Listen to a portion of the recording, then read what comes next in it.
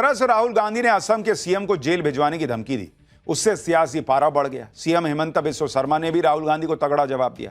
हिमंता ने कहा जो खुद जमानत पर है वो जेल भेजने की बातें कर रहे हैं। सोशल मीडिया पोस्ट में सीएम हिमंता बिस्वा शर्मा ने कहा कि सुना है कि आप नेशनल हेराल्ड घोटाले में 5,000 करोड़ से अधिक की भारी भ्रष्टाचार के आरोपों में जमानत पर बाहर हैं।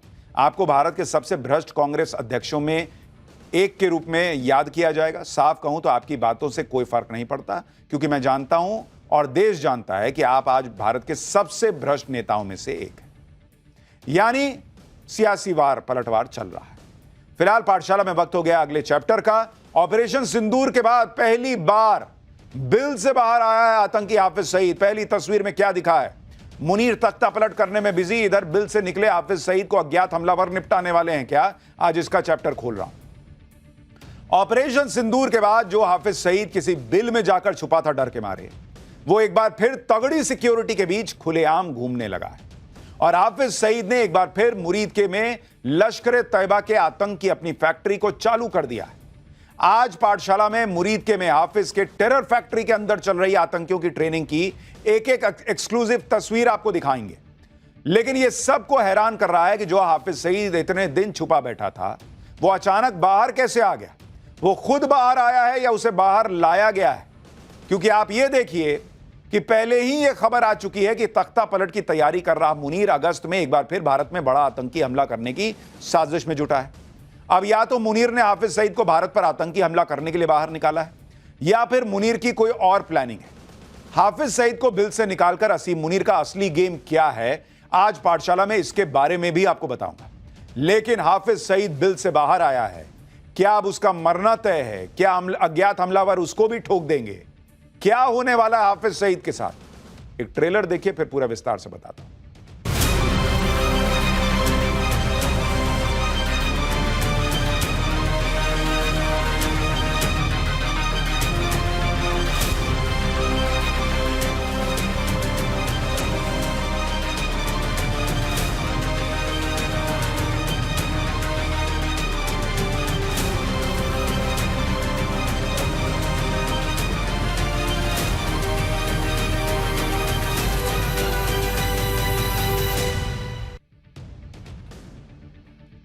जब से ऑपरेशन सिंदूर हुआ है तब से हाफिज सईद कहीं दिख नहीं रहा था, लेकिन ऑपरेशन सिंदूर के बाद पहली बार हाफिज सईद कैमरे पर दिखा है।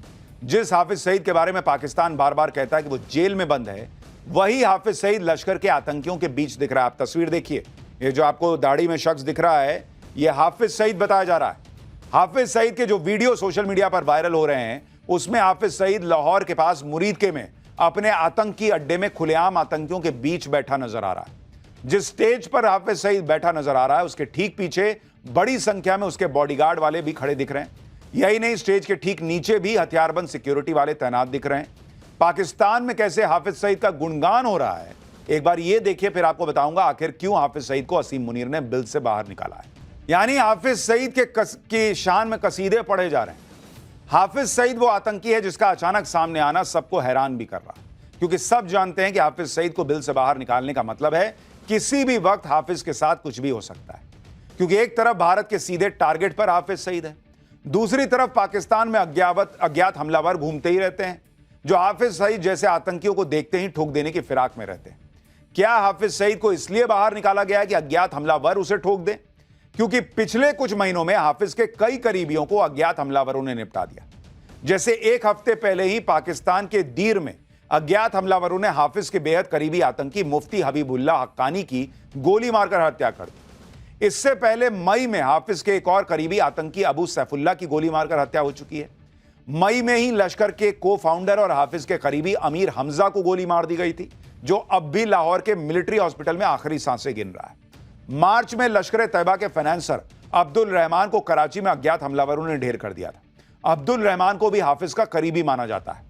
मार्च में ही लश्कर के टॉप कमांडर और हाफिज का करीबी आतंकी अबू कताल भी अज्ञात हमलावरों की गोलियों का निशाना बना था। ऐसे में सवाल उठ रहा है कि ऐसे खतरे के बीच हाफिज सईद को बाहर निकालने के पीछे असीम मुनीर का प्लान क्या है, और इस पर बड़ी चर्चा हो रही है। क्या ये मुनीर खुद चाहता कि हाफिज सईद बाहर निकले और कोई उसे ठोक दे? ये बात कितनी सच है इसके बारे में आगे बताऊंगा। पहले ये देख लीजिए कि कैसे असीम मुनीर पाकिस्तान के उस आतंक को फिर से अपने पैरों पर खड़ा कर रहा है जिस आतंक के हाथ पैर भारत ने तोड़ दिए थे। इसके लिए हाफिज सईद जैसे आतंकियों के टेरर कैंप एक्टिवेट किए जा रहे हैं। मुरीद के में लश्कर के हेडक्वार्टर मरकज तैयबा में आतंकी छोटे छोटे ग्रुप्स में ट्रेनिंग लेते दिखाई दे रहे हैं, वो भी कैमरे के सामने। हाफिज के टेरर कैंप की एक्सक्लूसिव तस्वीरें आपको दिखा रहा हूं। आतंकियों को पहाड़ी नालों को पार करने के लिए लॉन्ग जंप और दूसरी तरह की ट्रेनिंग दी जा रही है, जिसमें आग के गोले के अंदर से कूदने की ट्रेनिंग भी शामिल है। ट्रेनिंग कैंप में लश्कर के आतंकियों को हाथ पीछे बांधकर तैरने की ट्रेनिंग भी दी जा रही है। यही नहीं, आतंकियों के लिए तलवारबाजी से लेकर मार्शल आर्ट्स तक की ट्रेनिंग का इंतजाम किया गया है।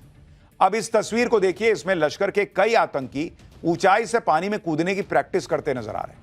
आतंकियों को घुड़सवारी सिखाने के लिए लश्कर के हेडक्वार्टर्स में घोड़े भी बंधे हुए नजर आ रहे हैं। लश्कर की टेरर फैक्ट्री में पोर्टेबल बोट्स भी रखी नजर आ रही हैं।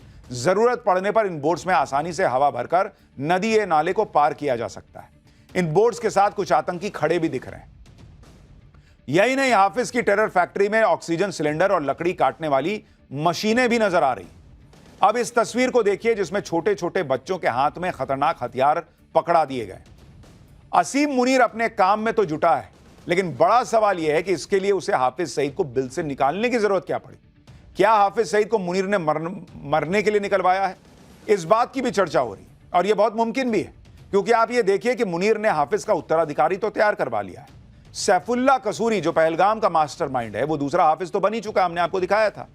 आतंकी हाफिज सईद की टेरर फैक्ट्री में आतंकियों की ट्रेनिंग ने आतंकवाद पर एक बार फिर पाकिस्तान को बेनकाब किया है, क्योंकि तस्वीरें इस बात की गवाही दे रही कि लश्कर तैयबा के जिस हेडक्वार्टर को भारत ने ऑपरेशन सिंदूर में खंडर बना दिया था, कुछ ही महीनों में मुनीर के इशारे पर पाकिस्तान सरकार ने उसे फिर से खड़ा किया है और आतंकवाद को लेकर अपने मंसूबे जाहिर कर दिए। हालांकि पाकिस्तान से इससे ज्यादा की उम्मीद की भी नहीं जा सकती, क्योंकि ऑपरेशन सिंदूर के तुरंत बाद पाकिस्तान सरकार लश्कर की टेरर फैक्ट्री को लेकर अपने इरादे साफ कर चुकी थी। हालांकि ऑपरेशन सिंदूर में भारत ने लश्कर के कैंप पर जिस तरह मिसाइलें बरसाई थी, उसमें लश्कर के कई कमांडर पहले ही मिट्टी में मिल चुके हैं। इसलिए हाफिज सईद ने अपनी टेरर फैक्ट्री की कमान लश्कर के नए टॉप कमांडर अबू जार को सौंपी है। अबू जार ही मुरीद के में मरकज तैयबा की सिक्योरिटी और वहां के आतंकियों की ट्रेनिंग का इंतजाम देख रहा है। मुरीद के में ट्रेनिंग लेने वाले आतंकियों में से बेस्ट परफॉर्मेंस वाले आतंकियों को सेलेक्ट करके पीओके भेजा जाता है। पीओके में इन आतंकियों को पाकिस्तान की सेना एडवांस्ड मिलिट्री ट्रेनिंग देती है और भारत में आतंकी हमला करने के लिए एलओसी के पार भेजती है। आतंकी हाफिज सईद को ऐसे वक्त में बिल से बाहर निकाला गया है जब पाकिस्तान में तख्ता पलट की अटकलें जोर पकड़ रही। पाकिस्तानी मीडिया की रिपोर्ट्स के मुताबिक कल शहबाज शरीफ ने प्रधानमंत्री आवास में असीम मुनीर के साथ मुलाकात भी की है, और इस मुलाकात के ठीक पहले शहबाज शरीफ ने पाकिस्तान के राष्ट्रपति आसिफ अली जरदारी के साथ बैठक की थी। इन बैठकों के बीच पाकिस्तान के रक्षा मंत्री ख्वाजा आसिफ ने पुष्टि की है कि राष्ट्रपति आसिफ अली जरदारी इस्तीफा दे सकते हैं और इसके बाद पाकिस्तान में संसदीय प्रणाली को खत्म करके राष्ट्रपति शासन के सिस्टम की शुरुआत की जा सकती है, ताकि असीम मुनीर अपने हाथों में सारी पावर ले सके। इन खबरों का खुलासा करने वाले पाकिस्तान के कई यूट्यूब चैनल्स को ब्लॉक करने का भी दावा किया जा रहा है। यानी एक तरफ सोशल मीडिया पर हाफिज सईद के बाहर आने की तस्वीरें वायरल हो रही हैं, इसे लेटेस्ट तस्वीरें बताया जा रहा है, यह दावा किया जा रहा है। दूसरी तरफ असीम मुनीर पूरी तरह से तख्ता पलट के मूड में दिख रहा है। लेकिन इस सब के बीच अब अगला चैप्टर पाठशाला में अगली क्लास, जिसमें आपको दिखाने जा रहा हूं कि ब्रिटेन की संसद क्यों पहुंच गए बागेश्वर बाबा, लंदन में क्या गजब हो गया, पाकिस्तानी के सवाल, बागेश्वर बाबा के जवाब, पीएम मोदी पर ऐसा क्या कह दिया कि आग लग गई। अब इसका चैप्टर खोल रहा हूं। बागेश्वर बाबा पंडित धीरेन्द्र कृष्ण शास्त्री इन दिनों मिशन मोड में काम कर रहे हैं, लगातार यात्राएं कर रहे हैं, राम कथा सुना रहे हैं, बिना एक भी दिन का विश्राम किए मिशन मोड में लगे। बागेश्वर बाबा का मिशन है देश से जातिवाद को खत्म करना, सनातन की पताका दुनिया भर में लहराना, देश के हिंदुओं को एक करना, बागेश्वर धाम में अस्पताल का निर्माण करवाना। अपने इन लक्ष्यों को पूरा करने के लिए बागेश्वर बाबा दुनिया भर में घूम रहे हैं। बागेश्वर बाबा हाल ही में हनुमत कथा सुनाने लंदन गए थे। लंदन में जिस तरह से बागेश्वर बाबा का स्वागत हुआ और बागेश्वर बाबा ने लंदन में जिस अंदाज में सनातन और हिंदुत्व की बात की, उससे अंग्रेज भी हैरान रह गए। बागेश्वर बाबा ने ब्रिटेन की संसद में हनुमान चालीसा का पाठ किया, जो अपने आप में बड़ी बात है। अंग्रेजों के देश में बागेश्वर बाबा ने सनातन की ऐसी लौ जलाई कि अंग्रेज भी हनुमान चालीसा पढ़ने लगे। लंदन में कैसे बागेश्वर बाबा ने पीएम मोदी पर ऐसी बात कही जिससे भारत में भी कई लोगों को आग लग गई होगी। साथ ही बागेश्वर बाबा ने एक पाकिस्तानी के सवाल पर ऐसा जवाब दिया कि लोग हैरान रह गए। बागेश्वर बाबा ने अपनी अंग्रेजी को लेकर जो उनका ज्ञान है उस पर क्या कहा कि लोग हंसी नहीं रोक पाए। आज सब दिखाऊंगा, लेकिन पहले बागेश्वर बाबा की लंदन यात्रा की एक झलक देखिए।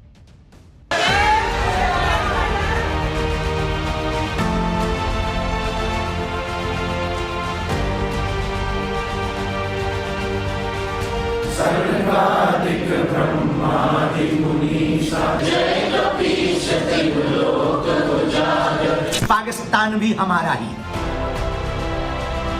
दिल में विचार यदि आपके बदल गए तो आप हमारे हो गए। देश तभी बेहतर चल सकता है जब देश का प्रधानमंत्री बेहतर हो। आप अंग्रेजी सीख लो, हम कह देते अंग्रेजों से कहो वो हिंदी सीख लें।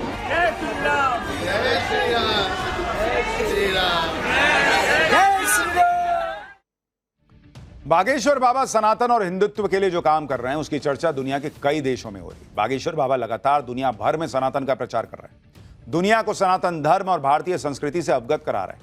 अभी कुछ दिन पहले ही बागेश्वर बाबा ऑस्ट्रेलिया गए थे, उससे पहले न्यूजीलैंड गए थे, फिजी गए हुए थे। बागेश्वर बाबा जिन देशों में जा रहे हैं वहां भारतीय मूल के लोगों को भारतीय संस्कृति और परंपरा को अपनाने, उससे जुड़े रहने की अपील कर रहे हैं। इसी सिलसिले में बागेश्वर बाबा अब लंदन पहुंचे, जहां उनका जोरदार स्वागत हुआ। लंदन में बागेश्वर बाबा को देखकर अंग्रेज भी हैरान थे कि ये कौन आ गया है भाई, जिसके आगे पीछे इतनी भीड़ लगी हुई है। संसद में ही बागेश्वर बाबा को सम्मानित भी किया गया। बागेश्वर बाबा लंदन में ब्रिटिश संसद में पहुंचे, जहां सांसदों ने बागेश्वर बाबा का स्वागत किया। इतनी कम उम्र में ही सनातन को वैश्विक स्तर पर बागेश्वर बाबा नई पहचान देने में लगे। आप खुद देखिए कि ब्रिटेन की संसद में बागेश्वर बाबा ने सभी के साथ हनुमान चालीसा का पाठ कैसे किया।